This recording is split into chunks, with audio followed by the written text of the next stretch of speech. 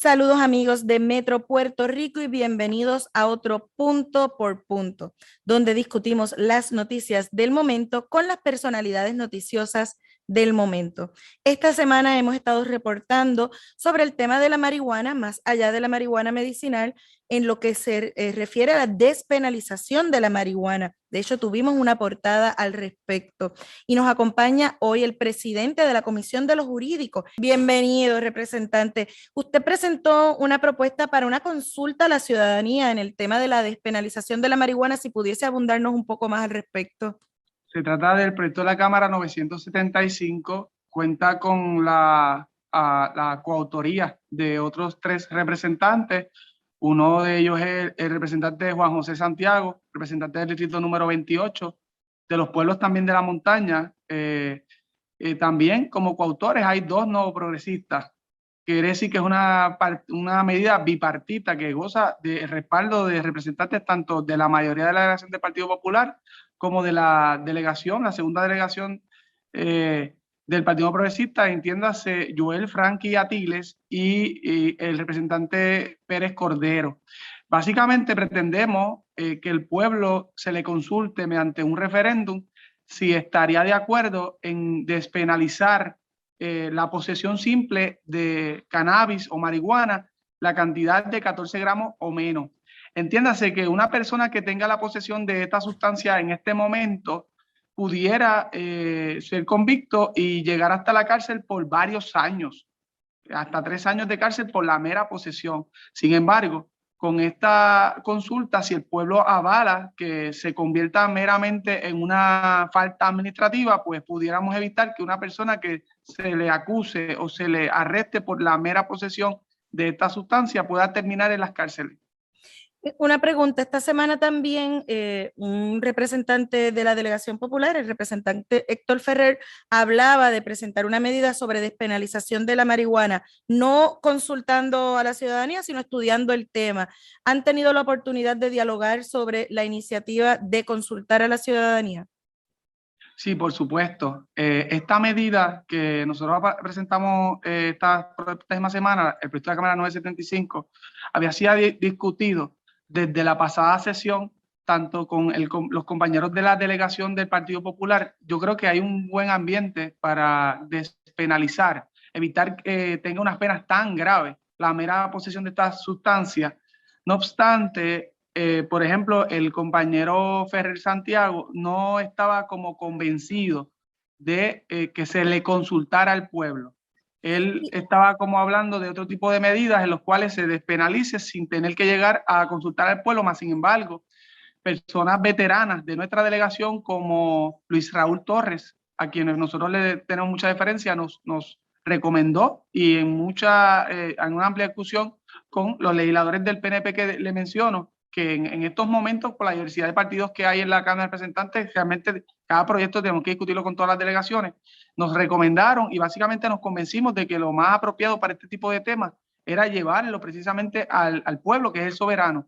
Y Pero que ellos... una pregunta en ese sentido, y me menciona, por ejemplo, el representante Luis Raúl Torres, que sabemos que es una persona conservadora, viene del sector religioso, el Partido Nuevo Progresista usualmente también se asocia al sector más conservador. El hecho de llevarlo a la consulta al pueblo no es una forma de un poco levantar las manos del legislativo y decir, bueno, pues el pueblo decidió, no es la función del legislador atender este tipo de asuntos que en un pueblo también altamente conservador como Puerto Rico podría ser la muerte de una medida así. Yo pienso que es todo lo contrario. Si yo presento una medida que no goce de respaldo de las demás delegaciones, por ejemplo, esta medida, yo he hablado personalmente con con los portavoces del Movimiento Victoria Ciudadana y del PIB y simpatizan con este tipo de medidas. Estuvimos en mucho diálogo y se hizo bien complicado poder buscar los detalles técnicos para que todos pudieran ser coautores. Más sin embargo, confío en que luego de entrado el proceso de vista pública, darle la oportunidad a todas las partes interesadas en comparecer y aportar, se va a aprobar. Pero es más peligroso que nosotros digamos, por ejemplo, mire, esto es una medida necesaria, esto es una medida que goza de respaldo de los académicos, de las principales fuentes de información de Puerto Rico y del mundo. Y por lo tanto no es necesario pues buscar ese consentimiento o esa ratificación del pueblo, pero si no goza de respaldo de los representantes, de los legisladores, pues entonces no sale ni siquiera de una comisión, no goza suficiente, de suficiente respaldo como para poderse aprobar. Por ejemplo, yo fui el legislador que presenté desde la sesión pasada una medida para eliminar el impuesto alimentario. Y esa medida, lamentablemente, no se nos ha indicado que se le ha celebrado una sola vista pública, no se le ha dado la atención que nosotros hubiésemos querido que se dé. Es una buena medida, está respaldada por la mayoría de los sectores económicos de Puerto Rico. Es una medida que se supone que por el amplio respaldo que tiene, pues debe ser bajada por descargue, cosa que no se hace en la Cámara, y sea aprobada.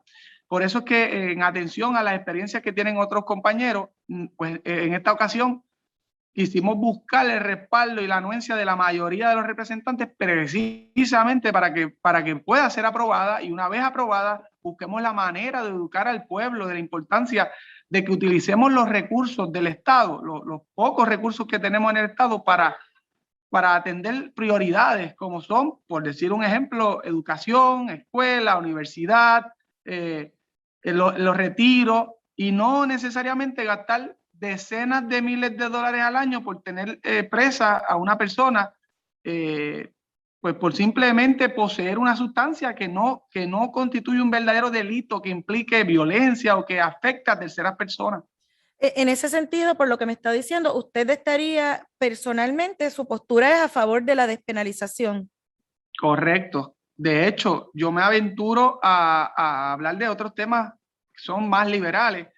Personalmente, yo pienso y me he convencido de que hay que hablar de legalización de este tipo de sustancias y ver también la manera de que logremos convertirla en una industria de forma tal que el propio Estado logre el recaudo, que puedan brindar servicios esenciales desde los municipios hasta las agencias, universidades, pero en vista de que siento que hay ciertos sectores que se puedan resistir, pues pienso que hay que llegar a esa meta paso a paso. Yo creo que está complicado ahora hablar de legalización o regulación de cannabis recreacional, pero sin lugar a duda hay espacio para comenzar a educar y comenzar a mover el tema de la despenalización, porque yo hasta ahora no he escuchado a un solo legislador que diga que sí está de acuerdo que una persona vaya preso por tener en su posesión un tabaco de marihuana. No he escuchado a uno que diga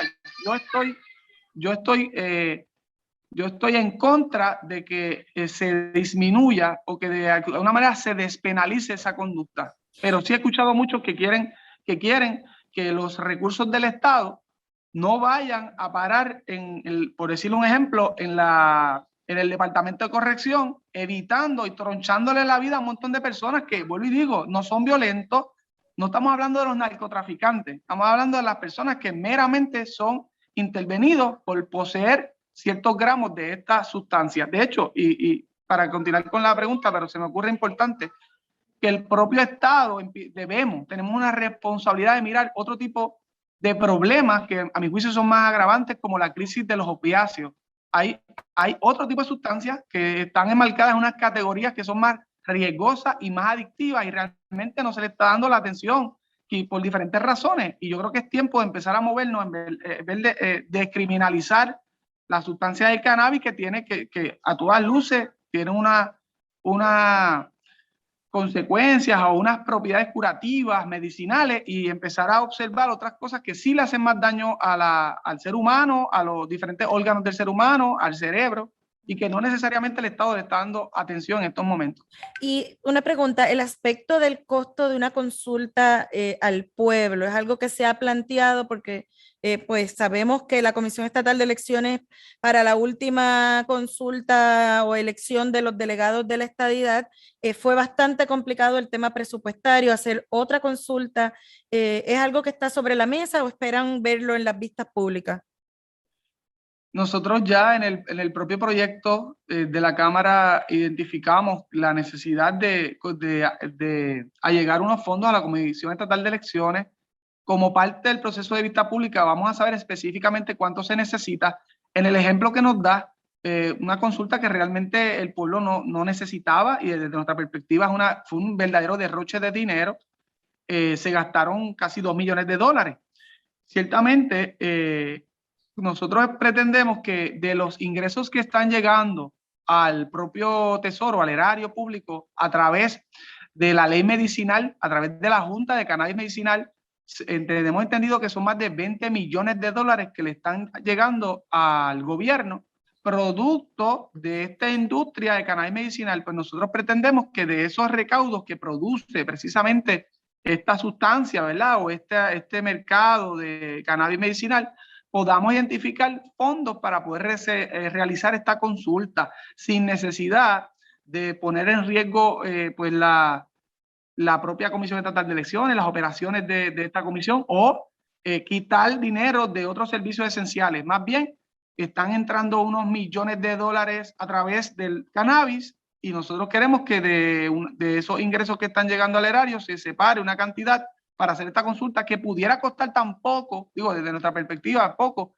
como $100,000, como fue lo que costó la elección del compañero Pérez Cordero, que es un representante por acumulación, o sea, un escaño que requirió la votación de los electores de todo Puerto Rico.